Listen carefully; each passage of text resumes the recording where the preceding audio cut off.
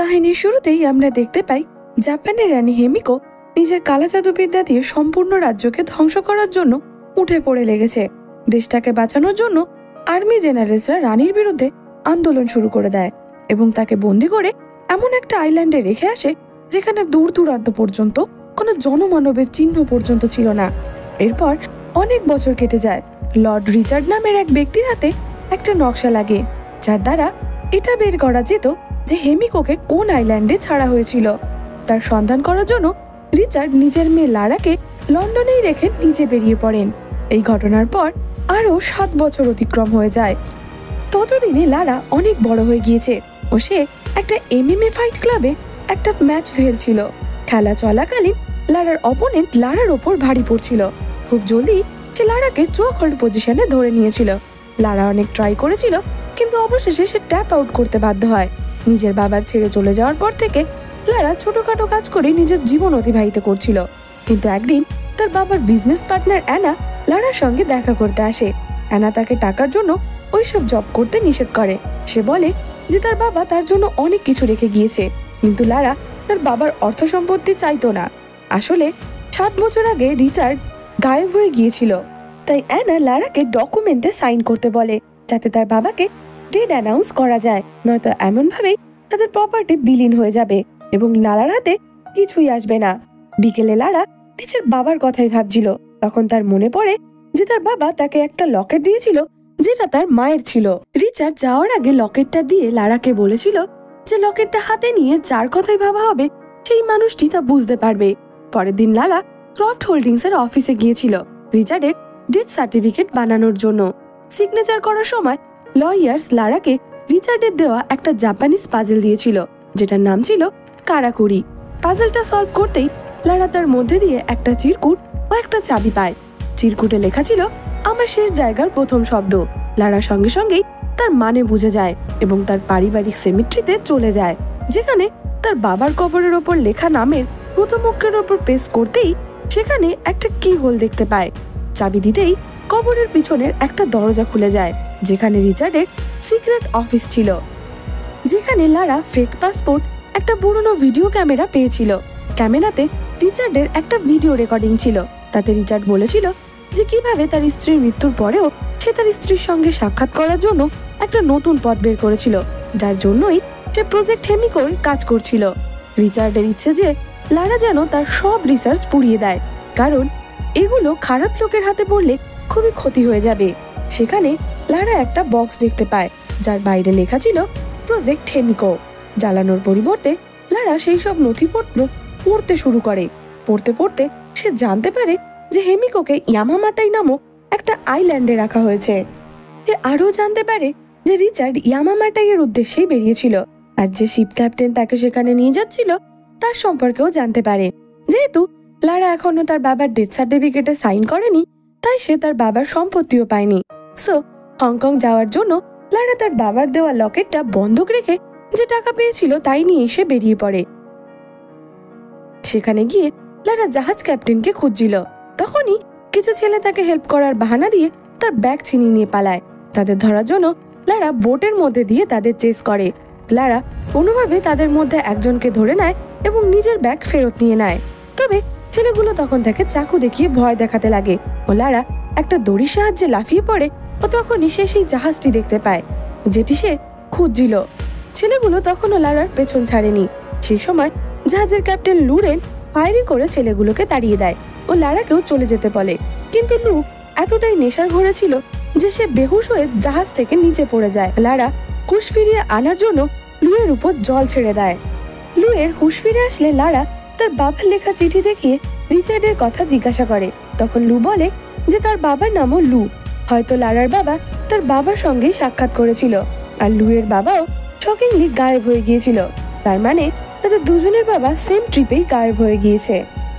লারা লুকে বলে যে তাদের বাবারা ইয়ামামাটাই আইল্যান্ডের উদ্দেশ্যে বেরিয়েছিল। সে তার বাবার ডায়েরি থেকে একটা নকশা পেয়েছে ও কিছু কোঅর্ডিনেশন পেয়েছে, যার সাহায্যে তারা ইয়ামামাটাই পৌঁছাতে পারবে। তখন লু বুঝতে পারে যে এই কোঅর্ডিনেটগুলো আসলে ঘড়ির কাঁটার সঙ্গে অ্যাডজাস্ট করে লেখা।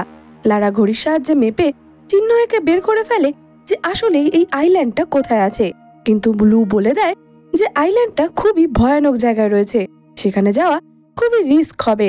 তখন লারা সেখানে থাকা কিছু জিনিস অবজার্ভ করে বলে যে লু গত রাতে জুয়া খেলে অনেক টাকা হেরে গিয়েছে। লারা তাকে অনেক টাকা অফার করলে লু অবশেষে যাওয়ার জন্য রাজি হয়ে যায়। এরপর দুজন মিলে ইয়ামামাটাই আইল্যান্ডের উদ্দেশ্যে বেরিয়ে পড়ে। যেতে যেতে লারা তার বাবার জিনিসপত্রের মধ্যে আরো একটা পাজেল পায়। সে জানতে পারে যে হেমিকোকে একটা বন্ধ দরজার পেছনে আটকে রাখা হয়েছিল, যেটা খোলার পদ্ধতি রিচার্ড পেয়ে গিয়েছিল। রিচার্ডের মিশনের টাইমে তার উপর ওয়ার্ডার অফ ট্রিটি নামক একটা অর্গানাইজেশন নজর রেখেছিল। এই অর্গানাইজেশন বিভিন্ন তিলিস্মি শক্তি ব্যবহার করে সারা বিশ্বের উপর কন্ট্রোল করতে চায়। রিচার্ডের ভয় ছিল যে যদি হেমিকোর শক্তি এরা পেয়ে যায় তাহলে সব শেষ হয়ে যাবে, আর সেই সব কিছুর জন্য দায়ী থাকবে।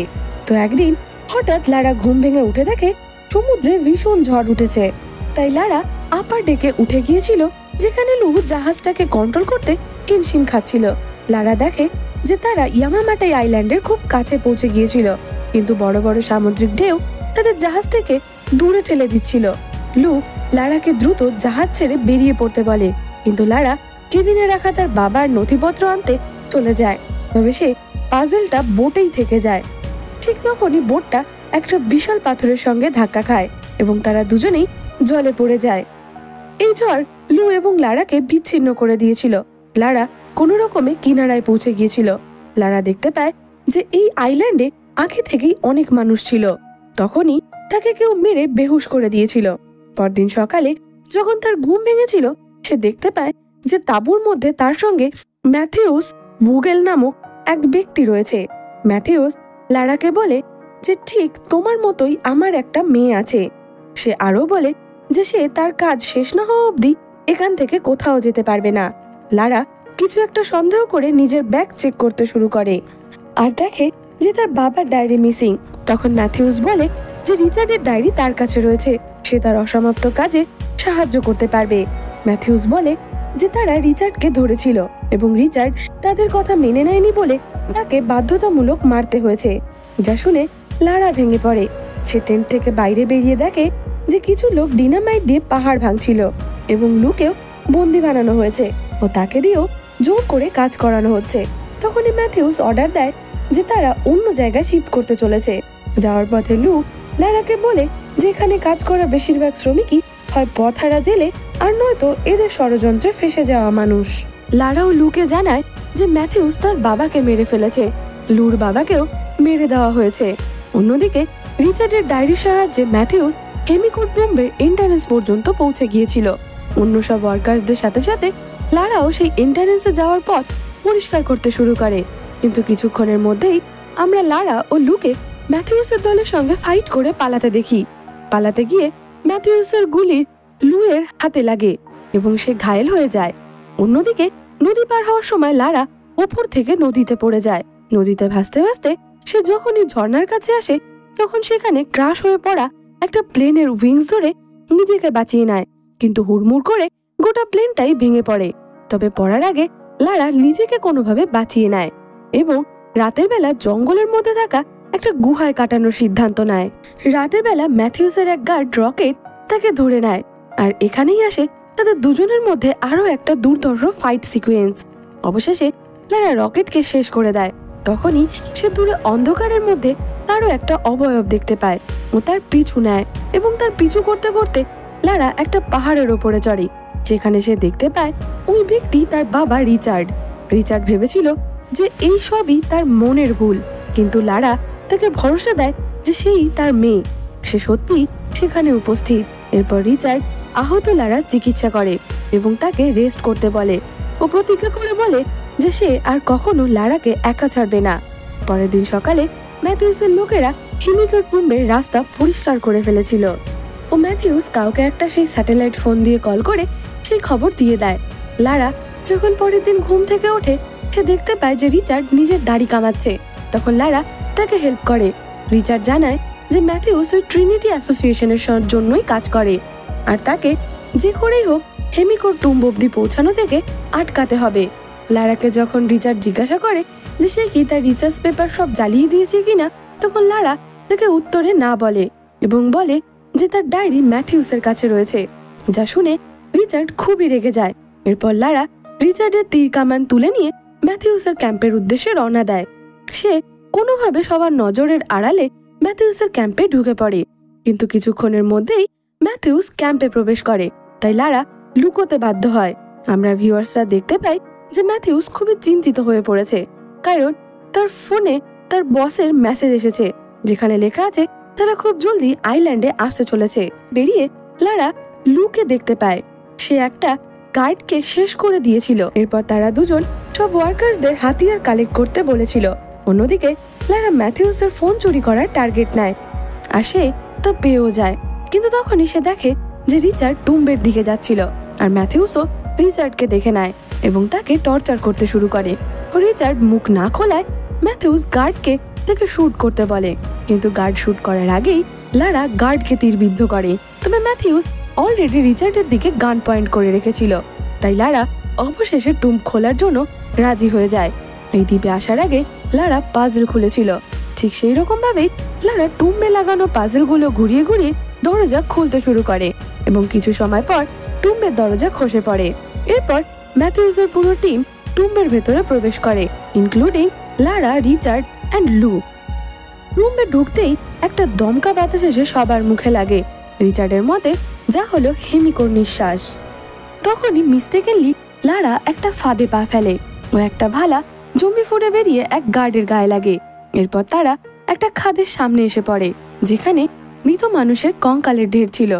তারা যে সেই খাই পার করার জন্য একটা মই ব্যবহার করছিল, তখন একটা গার্ড ভুল করে একটা ফাঁদ অ্যাক্টিভেট করে দেয় ও তাদের সবার পেছনে থাকা একটা দরজা হঠাৎই বন্ধ হয়ে যায়। তখনই পুরো মেঝেও ভাঙতে শুরু করে। লারা দেখে যে দরজার অন্য পাশে একটা গার্ড রয়ে গিয়েছিল যে ফ্ল্যাশ জ্বেলে দরজার পাশে দেখার চেষ্টা করছিল। লারা সেই ফাঁকে থাকা একটা পাজেল সলভ করে দরজাটা খোলার ট্রাই করে আর তখনই তার পায়ের নিচে থাকা অবশিষ্ট মেঝেটিকেও খুলে যায় ও সে প্রায় পড়েই যাচ্ছিল, কিন্তু কোনো রকমে সে দরজা খুলে ফেলে। এরপর তারা যেখানে পৌঁছায় সেখানে অনেক ভাঙা কফিন ছিল। এগুলো আসলে হেমিকোর দাসীদের কফিন, যারা নাকি মৃত্যুর পরেও তার সেবা করছিল। অবশেষে তারা হেমিকোর টুম্ব অবধি পৌঁছে যায়। শেষবারের মতো রিচার্ড ম্যাথিউসকে ওয়ার্নিং দেয় যে হেমিকোর টুম্ব খোলা মানে প্রলয়কে ডেকে আনা, কিন্তু ম্যাথিউস তার কথায় কোনো কান দেয় না। দুটো গার্ড হেমিকোর কফিনের ঢাকনা খুলে ফেলে ও তার ভেতরে হেমিকো বহাল তবিয়তেই ছিল, কিন্তু হঠাৎই তার বডি মুহূর্তের মধ্যে ডিকে হতে শুরু করে। লারা লক্ষ্য করে যে টুম্বের ওয়াল পেন্টিংসে কোথাও হেমিকোকে দানব রূপে দেখানো হয়নি। তখন তার ডায়েরির কথা মাথায় আসে, যাতে লেখা ছিল যে পুনরায় জীবন ফিরে পেতে হলে হেমিকোকে মরতে হবে আর হেমিকোকে স্পর্শ করতেই যে কোনো কেউই মারা যাবে। সে গার্ডদের হেমিকোকে স্পর্শ করা থেকে আটকায়। সে বুঝতে পেরেছিল যে হেমিকো পৃথিবীকে বাঁচানোর জন্যই নিজের প্রাণ বিসর্জন দিয়েছিল, কিন্তু ম্যাথিউস কোনো কথায় ভ্রুক্ষেপ করে না। তার কথায় গার্ডসরা হেমিকোকে টাচ করে আর টাচ করতেই হেমিকোর বডি সোজা হয়ে বসে পড়ে।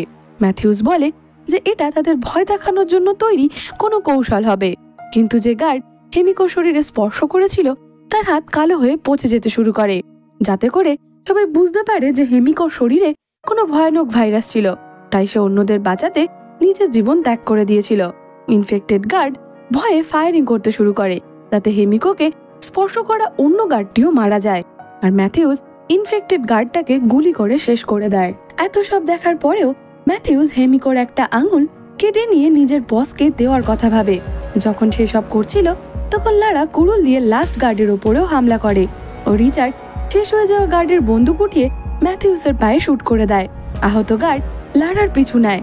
অন্যদিকে ম্যাথিউস রিচার্ডকে বাড়ি ফিরে যেতে বলে, কিন্তু রিচার্ড কোনোভাবেই হেমিকোর আঙুল এই আইল্যান্ডের বাইরে যেতে দেবে না, কারণ এমনটা করলে হেমিকোর দেহের ভাইরাস পুরো দুনিয়াতে ছড়িয়ে যাবে।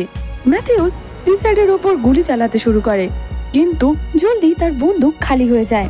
তখন ইনফেক্টেড গার্ডদের মধ্যে একজন উঠে দাঁড়িয়ে রিচার্ডের ওপর হামলা করে দেয়। রিচার্ডের লক্ষ্য সরতেই ম্যাথিউস সেখান থেকে পালাতে শুরু করে। রিচার্ড গার্ডটাকে গুলি করে শেষ করে দেয়, কিন্তু তার আগেই গার্ডটা তাকে ছুঁয়ে নিয়েছিল, মানে রিচার্ডও এখন ইনফেক্টেড হয়ে গিয়েছিল। রিচার্ড নিজের হাতে শক্ত করে বাঁধন দিয়ে নেয় যাতে ইনফেকশন ধীরে ধীরে সারা শরীরে ছড়ায়। অন্যদিকে লারা সুযোগ বুঝে সেখানে থাকা একটা কফিনের মধ্যে লুকিয়ে পড়ে। তার পা সেখানে থাকা কঙ্কালের হাড়ের উপর পড়ে ও হাড় ভাঙার আওয়াজ হয়।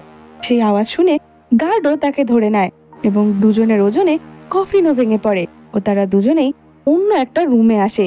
তখনই লারা একটা ফাঁদ দেখতে পায় এবং সেটা ট্রিগার করে দেয়, ফলে একটা হাতিয়ার তার দিক থেকে ধেয়ে আসে। সে কোনোভাবে সেটি পার করে যায়, তবে হাতিয়ারটি গার্ডের মাথায় লাগে এবং সেখানেই সে শেষ হয়ে যায়। দেন লারা আবার হেমিকোর টুম্বের কাছে পৌঁছায়, কিন্তু রিচার্ড তাকে দূরে থাকতে বলে, নয়তো লারাও ইনফেক্টেড হয়ে যাবে। রিচার্ড লারাকে ম্যাথিউসকে থামাতে বলে, ততক্ষণে সে হেমিকোর টুম্বে আগুন লাগিয়ে দেবে। লারা নিজের বাবাকে শেষবারের মতো বিদায় জানিয়ে নিজে হাতিয়ার তুলে নেয়। তখন ম্যাথিউস হাড্ডির খাই পার করছিল, আর এখানেই আসে ম্যাথিউস ও লারার মধ্যে ইন্টেন্স ফাইট সিন। লারা তার বাবার শেষ ইচ্ছে রাখার জন্য যে কোনোভাবেই হোক ম্যাথিউসকে যেতে দিতে পারতো না, তাই সে সেখানে থাকা ব্রিজটাই ভেঙে দেয়। অন্যদিকে রিচার্ড হেমিকোর টুম্ব ব্লাস্ট করে দেয়, তাতে ম্যাথিউসের লক্ষ্য ভ্রষ্ট হয়। সেই সুযোগে লারা হেমিকোর আঙুলের থলেটা ম্যাথিউসের মুখে পুড়ে দেয়, ফলে সেও ইনফেক্টেড হয়ে যায় ও তার পরপরই লারা তাকে খাইতে ফেলে দেয়। এরপর পুরো জায়গাটাই ধসে পড়তে শুরু করে ও লারা কোনো রকমে সেখান থেকে বেরিয়ে আসে ও তাকে বেরোতে সাহায্য করে লু। তখনই বাকি ওয়ার্কার্সরাও তাদের সঙ্গে দেখে যে ট্রিনিটি অ্যাসোসিয়েশনের হেলিকপ্টার সেখানে এসে নামছে। লারা ও লু বাকিদের নিয়ে ট্রিনিটির লোকেদের সেখান থেকে চলে যেতে বাধ্য করে। এরপর মুভিতে লন্ডনের সিন দেখানো হয়, যেখানে লারা এবার তার বাবার ডেথ সার্টিফিকেটে সাইন করে ও তার বাবার সম্পত্তির মালিক হয়ে যায়। আর এখানেই মুভিটি শেষ হয়ে যায়। তো এই ছিল আজকের ভিডিও।